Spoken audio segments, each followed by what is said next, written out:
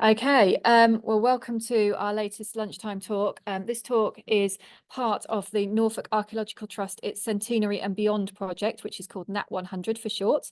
It's supported by the National Lottery Heritage Fund, and the project is helping the Norfolk Archaeological Trust in partnership with the Norfolk Record Office to celebrate its first 100 years and improve its resilience for the future. More information about the project and further events can be found on the website for the Norfolk Archaeological Trust. You can also help to sustain NAT's future by signing up as a member or by making a donation, and information on how to do so can be found on the website. I will pass you over and welcome Andrew, who will be talking about Bloodgate Hill. Thank you. Good afternoon, everybody.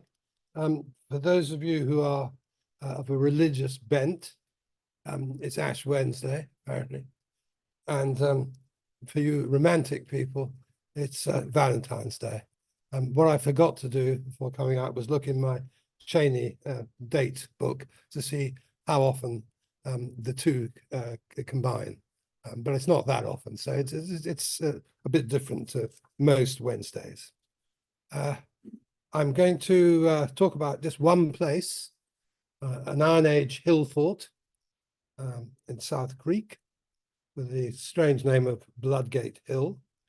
And I should say from the outset, of course, that I'm a medievalist. So any prehistorians here, or even Romanists, beware and don't be too nasty to me.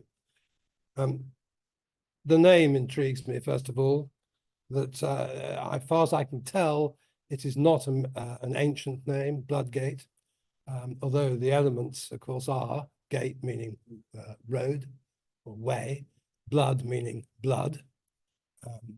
When I was asked to give this talk, I gave, in an email, I gave a completely wrong answer, because I thought that I was talking about a place in Suffolk, which I'll mention at the end, which shares the same blood element.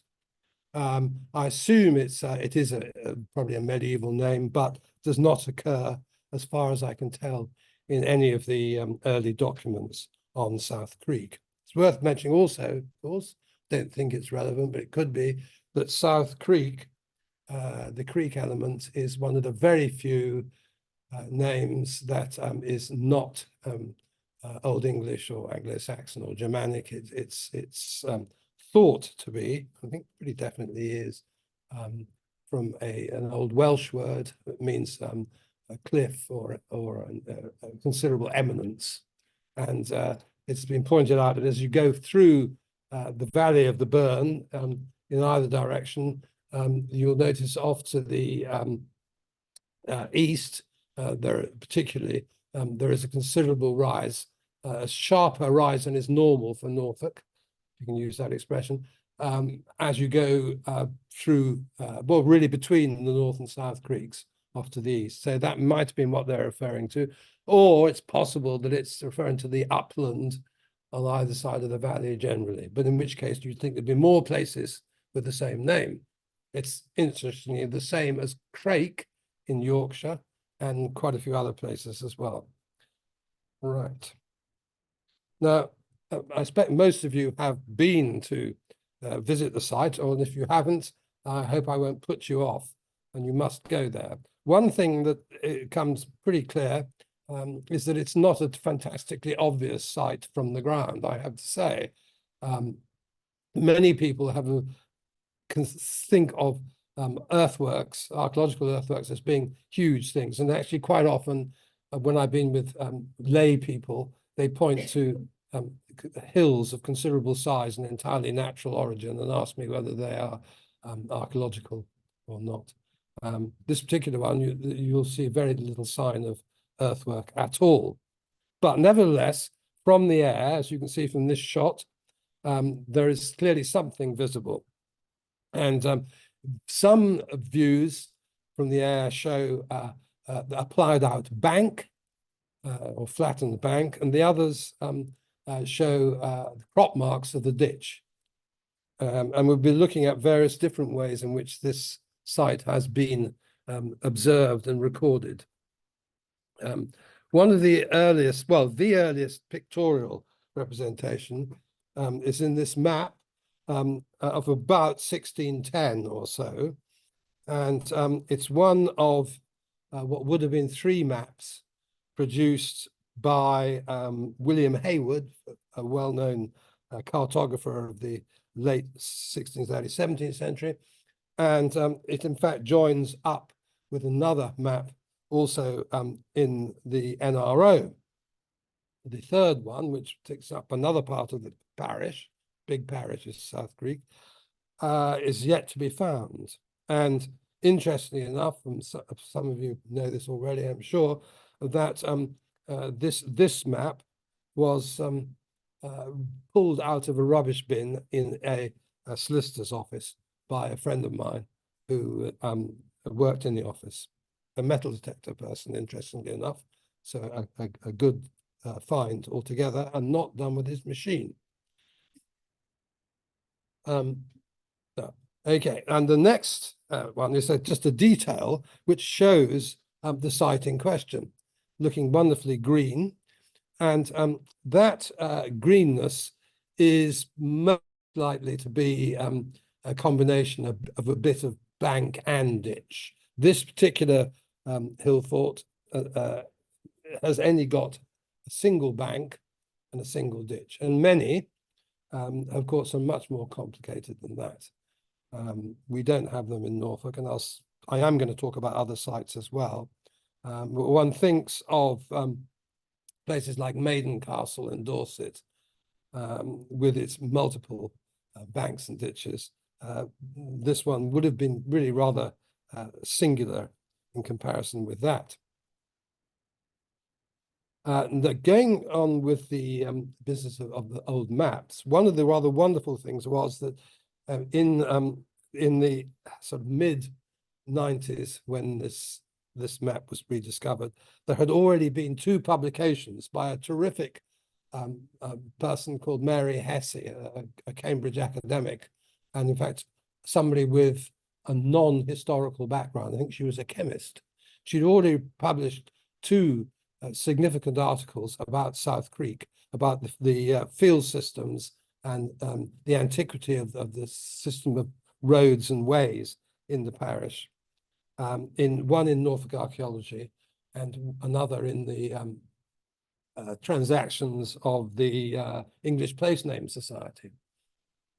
And she was absolutely thrilled when she heard that a missing map had been found. And so her publication from 1998 in Norfolk Archaeology more or less makes redundant her 1992 publication, which is rather splendid. And now this, whether you will be able to see this or not, and I can't point it out very easily, but on this map, which comes from the 1998 publication, she has actually drawn a line, a series of zigzag lines, I think they are, separating out the 2 maps and the missing map. The missing one is the southern part of the parish, and the one that we're dealing with is the northern and western part of the parish. The first one actually includes details of the South Creake, the settlement, the enclosed street and houses, etc.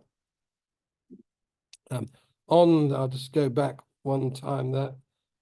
On the one little detail there is south of the hill fort, there is a windmill, a little post mill. I hope you can see that.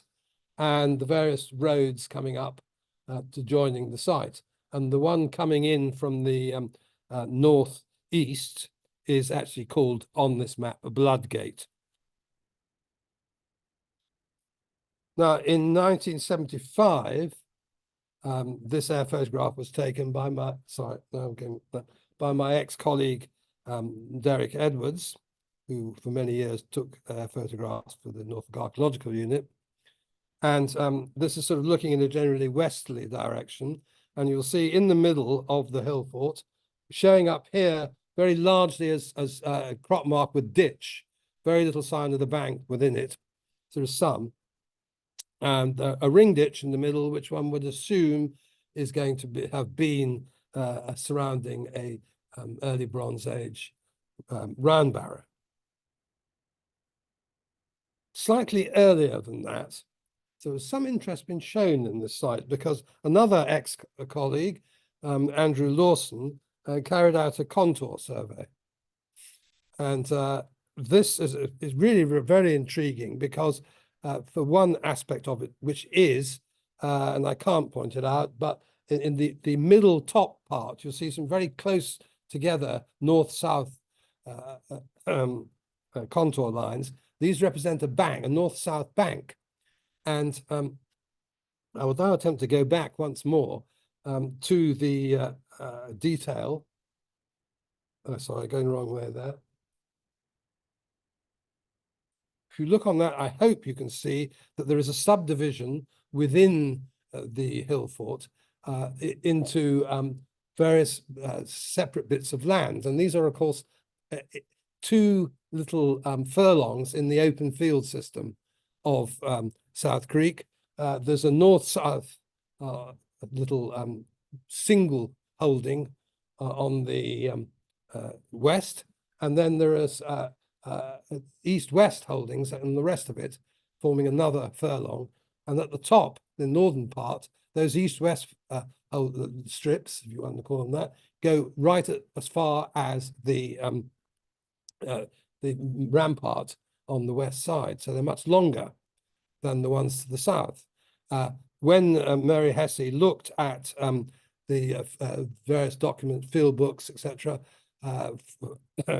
in her early publication, it didn't really utterly make sense when she was presented with this, but it did later on, because it's very clear that what's happened here is that the western element, little furlong, originally went for the full length of the inside of the fort, and those three properties at the north have been extended. So the miniature change in the field system there, and what we're seeing on the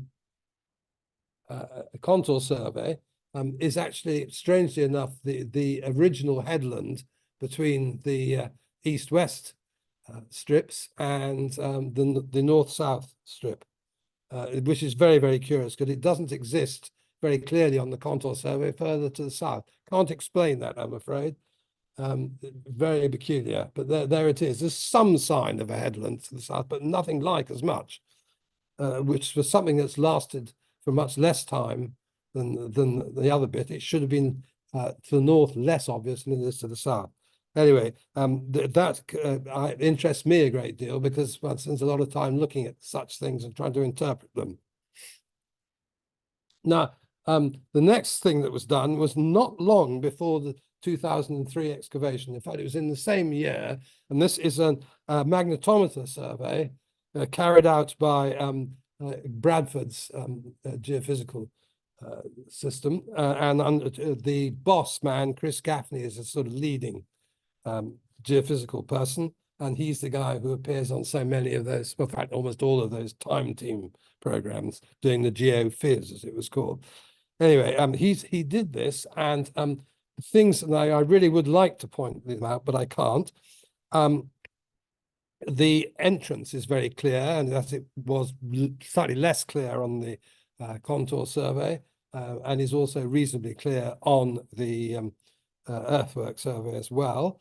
You can see to what we say about just before 3 o'clock, there's an internal ditch or pit and a small gap in the ditch. I hope you can see that. That's a little causeway going over the ditch. That must be an entrance. And Chris Gaffney also wondered whether there were two other entrances on the west side, one at about between 9:30 to 10, I would say. That's the most clear one. Another one at about 8 o'clock, but they're much less obvious, and I think highly dubious because I can't really see either of those. So I think probably a single entrance.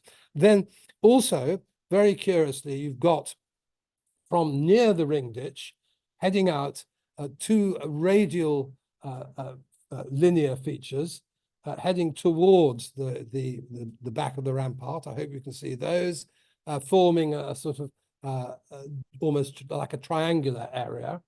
And those two linear things are what we used to call down dikes. They are ditch-like features, but they're very wibbly wobbly. They're not at all like most ancient ditches, which tend to be reasonably straight or gently curving. And I am beginning to wonder whether, in fact, these are not so much man-made features at all, but as gullies produced by water. Now, if they are, it means that the water is coming from somewhere. And one possibility has been put to me that it's possible that within the ring ditch there is in fact a spring. And of course, we don't remember springs are not constant. They're not there all the time. Sometimes they go. There are plenty of cases of dried out, totally dried out springs. And so it is possible that the ring ditch surrounds a spring, which would be absolutely fascinating if that was true. But the only way of finding that out is to do more and different method of geophysical survey, which is always a possibility, I think. The excavation was minimal, it must be said. As you know, excavation is very expensive. It was carried out by the extremely economic Norfolk Archaeological Unit. I think it was still called that at that stage. But even so, the money that was put up for this was not enormous. So the minimal amount was done. And it was also partly, I think, at that stage, people were still thinking very much that you mustn't do any excavation of anything that isn't going to be built on or gravels extracted or whatever. So to do research excavation had to be absolutely minimal. One trench was put across the ditch and bank, and I'll just go back again. Trench 1 in the picture there, you see, near the top. And that is, important. Obviously, there would have been a number of such trenches under normal circumstances, but there's only one here. And it's just as well because the ditch was enormously deep. It was recut once, a major recut on one occasion. Very little was left of the bank. We're looking there towards from the outside towards the inside, where that person is crouching down in front of a tape measure in the background. That's cut through what was left of the bank, almost nothing. Now, what I have forgot to mention, and I should say it now, of course, is that this site is in such a poor state, not because of modern agriculture. They're usually to blame. In this case, they're not. It's some early 19th century improvement and a desire to have more land that could be cultivated. So it was shoveled away. The bank is not there because it would have been shoveled into the ditch. And there was plenty of evidence for the relatively recent, i.e. early 19th century deposits of the bank into the ditch, with datable material being found with the shoveled in remains of the bank. There's one view of the trench. You can see the ranging pole at the bottom is a 2-meter pole, so very considerable depth. And that's just more or less the same view again, but you can see the bottom better. And of course, there had to be stepping for safety reasons. They couldn't just dig a straight hole like they would have done many years ago. As I say, the ditch was remodeled, recut on only one occasion that you can detect in a major way. The dating, some from the primary digging, there was a carbon-14 date, I think, on some charcoal, which gave a 3rd, 4th century BC element date to it, and very, very few finds. What there was in the lower deposits were potsherds of the Iron Age, not closely datable, but of the pre-Roman Iron Age, and one bit of human cranium. Now, going on to the ring ditch. So I'm still going there. There we are. the ring ditch is a rather different matter. And I think I'll just move this on. Oh yeah, sorry. There is the one section they were able to draw, and you can see the recut. It's slightly shallower, and it's slightly to the northeast of the previous one. And of that, the amount of deposit from the 19th century is the 24, 23, 19. All the top bit is what is bank that's been thrown back in. Now the ring ditch, a much smaller ditch, and again a very localized trench was put at right angles across it. It's V-shaped, as you can see, unlike that much more U-shaped and much bigger surrounding ditch of the fort itself. And a bit of confusion comes in here because the ceramics, and not a lot, potsherds, etc., all appeared to be Iron Age from top to bottom. But a carbon-14 date from near the base gave an early Bronze Age reading. And if it was a ring ditch, the likelihood is that it would be early Bronze Age. So there's something a bit odd going on there. It may be that they were just unlucky with the sample for the C14. They took something that was been charcoal that had been hanging around for 1,000 years by the time it got buried, which of course is possible. Or it could just simply be a mistake of some sort. Now, the third trench, and I won't go back with the slide, the third trench was to the north west of the ring ditch, and it did produce several small features, little pits, possible post holes, which contained a material of the Iron Age. Again, all pottery. A reasonable amount, possibly enough to indicate that there is occupation of some sort on this site. People were perhaps living there, or at least being quite active there at some time in the middle to late Iron Age. One of the big problems with doing such small excavations, small scale excavations, is you can't really say very much about what's going on in the majority of the site. However, there is quietness, that's the expression that's used, on the geophysical side of things. There were a few anomalies, apart from those wiggly ditches I was showing you, but not a great deal. And again, different soils respond in different ways to geophysical. So it's possible that there's positive evidence of buildings of one sort or another, which of course would all be of timber, did not show up because of the soil conditions. But in general, the case would seem to be that there is not an intense amount of activity in the Iron Age within the fort.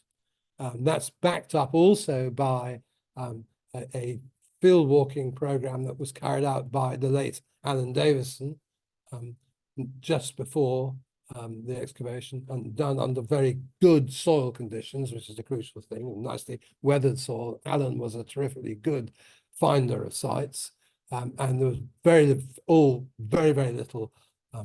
Iron Age material, just a matter of not even a handful of sherds, I think, from the whole site. Although that should say that this pottery does disintegrate rather easily when it's exposed to frost, etc. So it may be there's more than what was found there. And also we had a detector survey done, metal detector survey by David Fox, who's an amazing, capable person when it comes to finding things. And he found absolutely nothing that's datable to the Iron Age. That is not surprising because, of course, with detecting, you don't, unless you really want to spend months on any one field, turn your machine so it picks up iron. Most of the datable material in the Iron Age, of course, is not iron at all. It's copper alloy, metal things. Anyway, nothing copper alloy, silver or gold from any of the part of the Iron Age was discovered. There was a little bit of Roman material. There was one bit of early Anglo-Saxon thing, and a few bits of medieval. But we expect the medieval because we saw it was ploughed land almost certainly in the 13th century. Oh, there's a little plan and section of the ditch around the ring, the ring ditch. It is unfortunate that the trench did not go further to the north east into the interior, because there are several splodges showing up, probable pits and things showing up on the geophysical survey.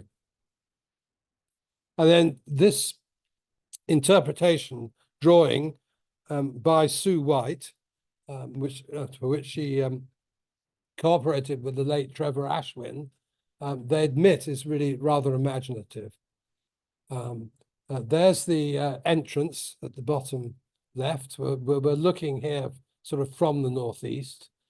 There's the entrance with a large ditch, or very short ditch or pit immediately within it, meaning that anybody entering the place has to turn and expose their flank as they come in, which is a pretty standard thing.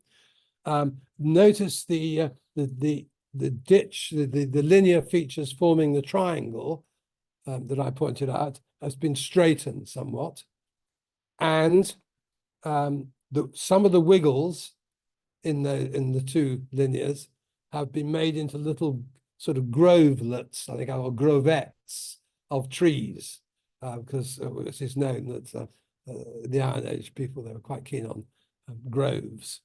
Then some roundhouses have been placed in the background there, just sort of representing what may have been the case. So there's no archaeological evidence for them. And also there are signs of a sort of a timber walkway around the top of the bank, but of course there's absolutely no evidence for that, because the bank was essentially not there, hasn't been there for a long time. And that's very loosely based on the excavated evidence from Warham. So it's probably fair enough to say the bank wasn't just simply a mound of earth. It would have been revetted probably at the rear and had some sort of walkway on it, maybe with a palisade, etc. So that's reasonably imaginative. The one thing I do worry about is if you look at the ring ditch in the middle, there's a causeway which comes out from it and then bisects the triangle. I could find no evidence of a causeway there in the geophysical report, absolutely none, although the excavation report does talk about a causeway. So that's a mystery to me. And if there was a causeway, it might suggest that the two vertical, the radial lines, and another faint curving line between them could have formed some different kind of area. But do look at the report by Kenneth Penn. It's excellent in all ways, apart possibly from this business of the causeway, which I don't understand. And that is in Norfolk Archaeology 1998. It's quite a short report, so do have a look. Now, trying to set the site in some sort of context is actually quite tricky. I looked at records for North Creake, South Creake, and Siderston, being the nearest places. And there's the Iron Age is very poorly represented. So in terms of sort of the immediate chronology, it's a tricky one. We don't know much about the surrounding area. If we go to Norfolk as a whole, you can see that it's the South Creek. I hope you can see that. Can you all see a little circle, red circle with South Creek written next to it? I don't know how visible things are from the back there. It's in an area where there are some finds, and not far away, as one comes into other parishes further, there are plenty, but there's a reasonably blank area in the highest bit of the so-called good sands. That's an area of lightish soils in northwest Norfolk. It's getting a little bit blank there.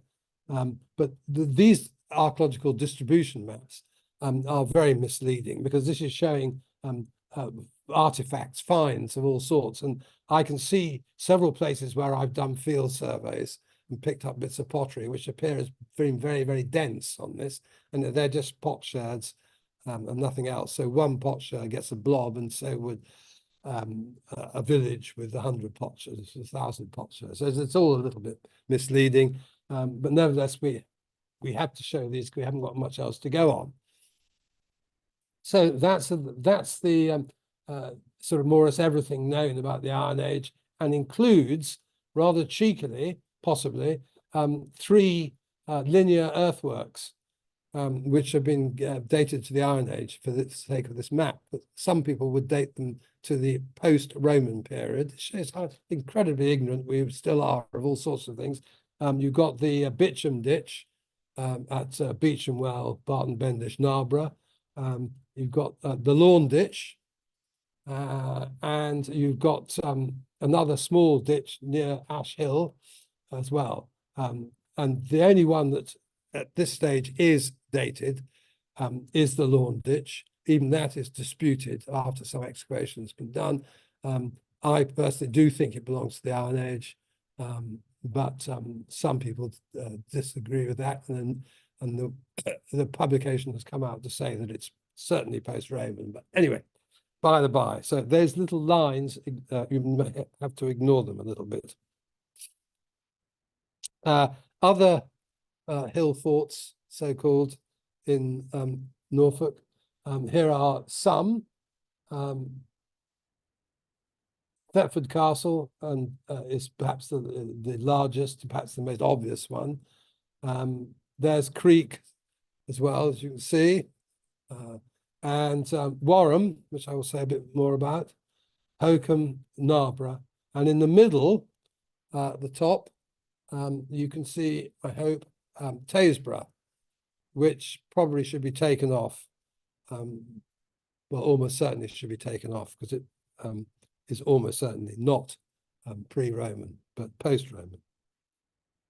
I'm going to show 1 or 2 shots using LiDAR, the old light detection and ranging system, which is where they're not photographs, they are images produced by laser beams, shot at the ground and bouncing back, and then timed, and see how long it takes to get back. Some of these are absolutely extraordinary, not particularly the ones I'm showing you, but I would recommend anybody who hasn't done this to go online and look at LiDAR pictures, where you can see, for example, hundreds of hectares of so-called envelope ploughing, which hasn't been done in this county, as far as I know, since the 70s at the latest, before they had reversible moldboards, reversible ploughs. They would do the system which produces an envelope-like shape to any rectangular field. Well, you can still see those, but if you go to fields where the LiDAR shows all this amazing earthwork, you will see absolutely nothing. The computers in this case are rather cleverer than we are. So anyway, this particular way of showing LiDAR, you see banks in white, so up dikes in white, and dips in black. So a pit will look like a black blob, or a circular bank, in this case, Warren with its 2 valar or whatever you want to call them, ramparts, 2 white lines. It's rather clearer, I think, than looking at most normal air photographs. And lots of other things showing up as well, as you see at the bottom there. Those very slight rectangular things are banks within the valley. They're banks next, almost certainly, to do with the drainage system. Geophysical survey was done of Warham not that long ago, 2012, by Michael de Bootman, using ground penetrating radar. No, sorry, no, it's not. It's magnetometer again, same system as Chris Gaffney used at South Creek. And there are a lot of features there, but everyone agrees these are in fact entirely geological. They're so-called stone stripes, the things that you can see a lot of the time where you've got chalk which has been weathered by water. There are a few blobs here and there that may be archaeological. And I'll say a tiny bit more about Warham in a second. One other site which has had absolutely nothing done to it, unlike Warham, where there have been 2 lots of excavation, 3 now, is this little place, perhaps the most obscure of all of them. This is Narborough, and again, some damage in the same way as Warham. Again, interesting enough to its west part. That's to do with landscaping of a lake as part of Narborough Hall's sort of small park around it. This one is perhaps reasonably similar, although much smaller than South Creake. It's only got 1 bank and 1 ditch. You can see a very slight so-called counterscarp bank, a little bank on the outer part, but you often get that as well, which probably existed as well at South Creake. So nothing has been done to this one at all. There are, I think, records of 2 potsherds being found in molehills or something like that, which for a county with not very many of such sites, you think something might have been done. If you're in Wiltshire or somewhere where every other hill has a hill fort on it, you can imagine there being some that haven't been looked at. Here it is rather bizarre. And then this extraordinary site at Hokum, which is in the middle of the salt marsh, and it's on a natural bluff of sand and gravel, where one used to be able to walk down to the beach from the edge of Hokum Park. It's all closed off now. As one looked to the left, as you walk towards the beach, you can see this natural mound, and actually you're looking at the earthworks as well. It's complicated by the fact that there's an enormous drop down to the marsh on the west side. The whiteness there on the west side may in fact it isn't really bank so much as and this is a complicated thing, but where you get a huge drop, the way in which this has been filtered, it produces a whiteness next to it. So it's a bit misleading. Nevertheless, there is, and I think I've got no, I haven't put on the earthwork survey, so do forgive me. The earthwork survey of this is to be found in the Earthworks of Norfolk volume of East Anglian Archaeology, which is online. So Hokum, very curious.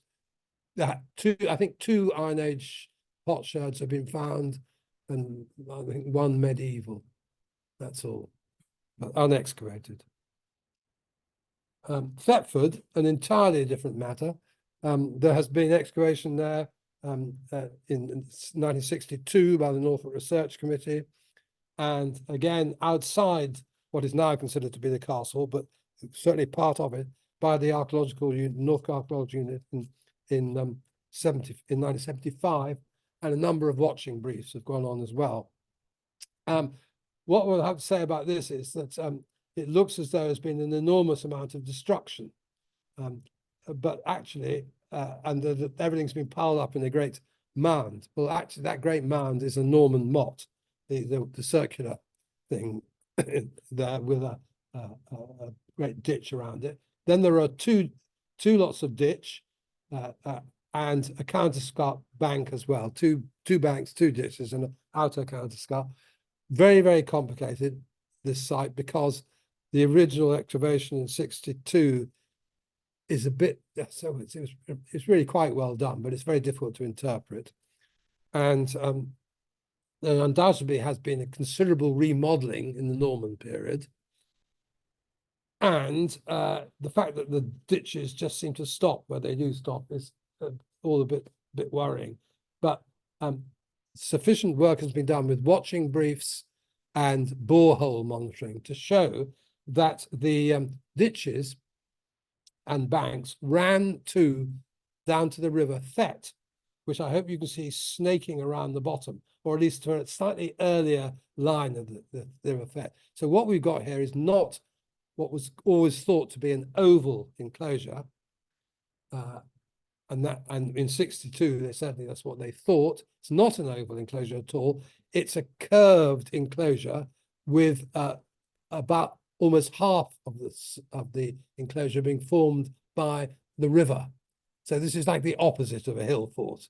It's more like a riverside promontory fort, if you want the technical jargon. It's an extraordinary site, and made really much more interesting, but far more difficult to interpret by this terrific motte. And I took that shot from Google Street View. Actually, I realized that all the slides I've had of this site, like most of my other slides, I no longer have because I'm a retired personage. So it's amazing at what you can get off Google. It's quite a good shot, really. There's the motte with the bank, inner bank, enlarged in the Norman period, on the right. There's enough evidence from this site, from the excavations, to show that there is pretty strong amount of Iron Age, middle Iron Age and late Iron Age, mostly middle here. And it is even possible that the great site up on the hill above Thetford, the Gallows Hill site, the so-called Boudicca's Palace bit that Tony Gregory excavated, may have been a sort of successor of this. But that's a tricky one.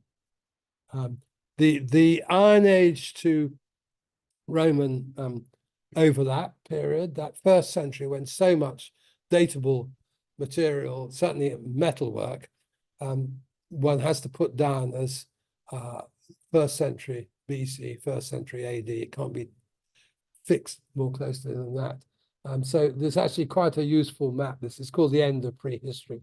What it does show is a number of rectangular enclosures, which not all, but most of which have been dated to the very late Iron Age. And interestingly enough, it misses off one, it's a mistake, I think, which is within a stone's throw of the great circular thing at Warham. And I may have a picture, I think I have got a picture of it coming up next, we hope. Yes, there's the camp, and Warham Burrows, very, very close to it. It is just about a stone's throw. A destroyed site, unfortunately, but has actually received a bit of excavation, again by the Norfolk Research Committee back in the 1950s. And all is known about these sites has been very brilliantly published, not by the excavator, but again by Tony Gregory in an East Anglian Archaeology volume in 1986, again available online.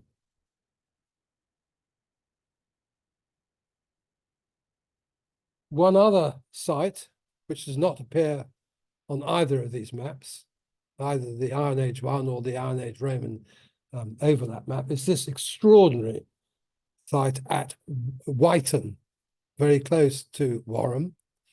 And I hope you can see the faint outlines of a ploughed out bank, and the slight signs at the top and on to the left or west of a ditch without it. This is a huge site in comparison with most of them that we've been looking at. It is in fact 8 3/4 hectares, which compares with the 3.5 of South Creake. It's a very big site. Again, it's sort of roughly circular, less circular than either Creake or Warham, but it's sort of going that way. And there are references to this being upstanding in the, I think it's late 17th or 18th century. But it was hardly visible at all from the ground when Andrew Lawson again excavated back in, when was it, 1974, and promptly published in only the second volume of East Anglian Archaeology in 1976. And what is extraordinary about this is that it seems without doubt this is either very late Roman or post-Roman, sub-Roman maybe even, because the stratigraphy was such that it showed that 6 burials which were dated to the mid to late 3rd century, were stratigraphically earlier than the bank, what was left of the bank. And everybody seems to agree with that. So I'm absolutely shocked, really. I'm not shocked because I've known this for years. I'm absolutely depressed by the fact that no further work has been done here. And it's very interesting that in Lawson's report, he doesn't just say, I hope further work will be done. He says, when further work takes place, blah, blah, blah. And the idea was that there would be, what he did in 74 was really just a trial work, and further work would be done because the site was being steadily getting worse condition from modern agriculture. But it never happened for one reason or another. And this is another place that one could go to, perhaps before, I would like to think, before going to Narborough, which is in no way threatened. This is still potentially arable, and do some more work here. Find out what's going on the inside. There's awful lot of Roman material within the enclosure, great deal. It's part of what has been described as a Roman town, but the dating is so late that it's become rather fascinating. Now we've got a place that belongs to the Norfolk Archaeological Trust. This is Taysborough. And actually, this is a much clearer picture, again, LiDAR, than you ever get from an earthwork survey or a geophysical or anything else. It does show up the bank remarkably well. Again, where you got the scarp down to the valley, it's thoroughly confused by the steepness, and so whiteness is appearing there when it shouldn't do. But so ignore the lower part below the sort of east-west ditchy thing, and look at the rest of it. There is something going on there, without doubt. What is not often mentioned in the case of Taysborough is it is possible, and I say only possible, that it's actually one of a pair of enclosures that flank the River Tass and a tributary. That's just the tide map. It's the one marked 71. It's slightly pinker color in the top left. Is the other place. Actually, it's now Tharston, parish of Tharston. That's where you'll get it on the Norfolk Heritage Explorer site. But it was Hapton. The parish of Hapton has been subsumed. Tharston to the bottom left. That's why you've got 3 different colours of tithe maps so brilliantly stitched together. One site which, until recently, I don't think anybody has suggested had anything to do with the Iron Age, is that at Moot Hill, Wymondham. And again, they're kind of getting repetitive here. There's absolutely no work of an investigative nature has been done, apart from an earthwork survey, single bank, surrounding ditch. This is rather smaller than all the other sites. This is only about 2/3 of a hectare within the bank. That's to say, comparing with almost 3.5 at Creake. So it is a small site. I think when I say we, I and colleagues have assumed that this is a Norman period ring work. It's the other version of the sort of slightly maybe quicker to produce temporary castle as opposed to the Motte and Bailey. It takes a bit more effort. Whether it's a ring work or not, we have at least one other certainly Norman period ring work in the county, and that's at the Red Castle at Thetford. I've been moaning on about lack of excavation all the time. It was very, very good to see 2003 work going on at Warham. There's a slightly blurred photograph. There's some people they're working so hard that it's blurred. They're moving too much. Terrific stuff. There should be much, much more work like that done, I think. And for those, any of you who haven't been to Warham, you should go there. It's a very beautiful place. And I imagine by now it's recovered from the excavation, is looking beautiful again. And finally, I said, when I was asked to do this, I actually wrote back, said, yes, I will talk about Bloodmore Hill, not Bloodgate Hill. And of course, Bloodmore Hill is an extremely well-known Anglo-Saxon site excavated in the late 90s by the Cambridge Archaeological Unit, and it's close to Lowestoft. It's now in the parish of Colville, not Carlton Fort, Carlton Colville, and near the excavation, which is a major significance for 6th, 7th century Anglo-Saxon archaeology, both burials and settlement, there was a mound destroyed in the 18th century, and I will attempt to read this out. This is from something called the East Anglian Daily Times, which is apparently something to do similar to the Eastern Daily Press. At Bloodmore Hill in Gisleham, actually, it was a meeting of 3 parishes, one of which was Carlton Colville and Gisleham, and wherever the other one is, I can't remember. At Bloodmore Hill in Gisleham, near Lowestoft, it is said that a terrible battle was fought between locals and the Romans, although the site has also been found to be a high-status Saxon settlement and burial ground. Legend has it that thousands met their death in this peaceful Suffolk village, leaving the ground soaked with blood and a hill created from corpses. It was here that several years ago, a man walking in the area heard the sound of screaming, of swords clashing, and of battle on a misty night. As quickly as the sound appeared, it disappeared, in the same way as I am going to now.